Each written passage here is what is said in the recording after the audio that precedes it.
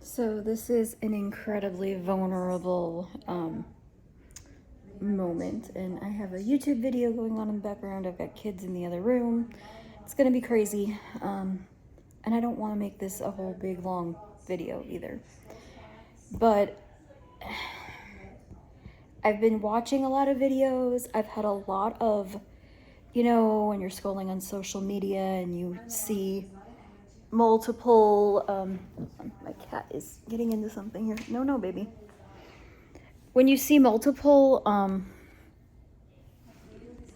of the same kind of content, the same kind of pictures and videos and stuff that all have the same message, and the message that continues to come through over and over and over again is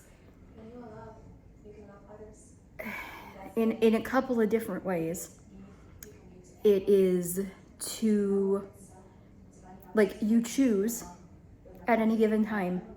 You are making a choice. If you're choosing not to change, you are choosing what you are choosing.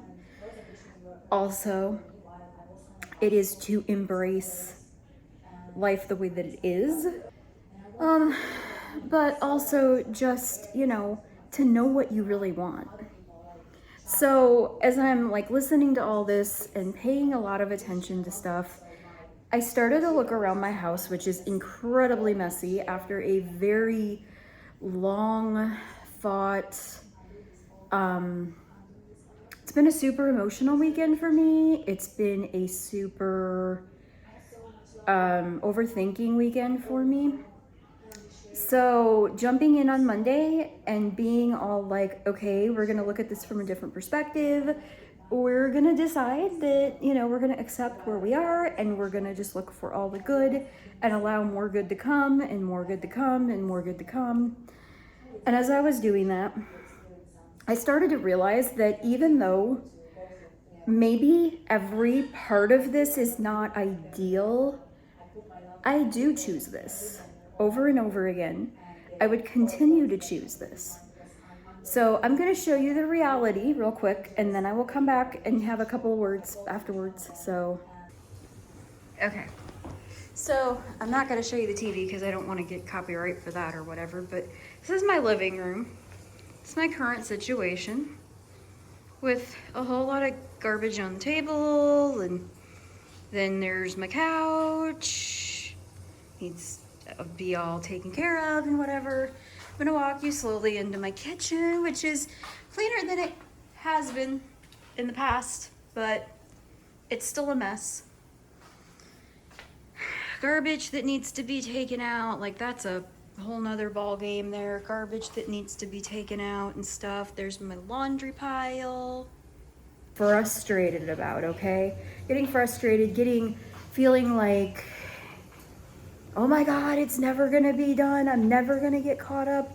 No, you are very right, Kim. You are never gonna be caught up because it's always gonna need to be done again a day after you do it. So why are you taking everything so seriously, getting so worked up over it and so frustrated over it when you could just take a breath? Do what you can do. When you can't, push it to the next day. It's fine. It'll get done. And I think that as a neurodivergent person who was not diagnosed that way as a child, that is part of the, when are you going to grow up? When are you going to be responsible? When are you going to do what we need you to do? You know what? I'm doing stuff. I'm doing stuff in a way that doesn't stress me out. I'm okay with doing stuff backwards. I'm okay with my kids playing in the daytime and then doing schoolwork with them in the evenings because that's when they are awake and able to do it. And it's for some reason, I keep wanting to force myself into this situation where I do things the way everybody else does, and that just doesn't work for us. And it's the more I think about it and the more I just take deep breaths and I'm like, okay, you need to do the dishes, do the dishes. You need to do laundry, do the laundry. Don't get all stressed out because you haven't done it yet. Just take a breath and do it. If you're tired and you don't feel like doing it in the moment, Listen to yourself. There's a reason you feel that way. Let yourself recharge. It's fine. You can do that. I promise. And the more that I listen to myself, it's like the more calm I become. And the more calm I become, then means the better I react with my kids, the easier things are with them, the more harmony we have between everybody. And yes, there's times when a monkey wrench will get thrown in the middle of it, and I'll have to control myself, and I'll have to remind myself that all of this is okay. We are making it. We will be fine. But that is part of the learning process of all of this. That is part of owning your power. That is part of stepping into who you are as a neurodivergent, as someone who is not like everyone else. And once we start to step into that and we start to just work in our own power and know what's right for us, and know that sometimes people will get upset. They will say, oh, well, you can't do that. Like, you're teaching your kids such horrible things. And I'm like, am I really?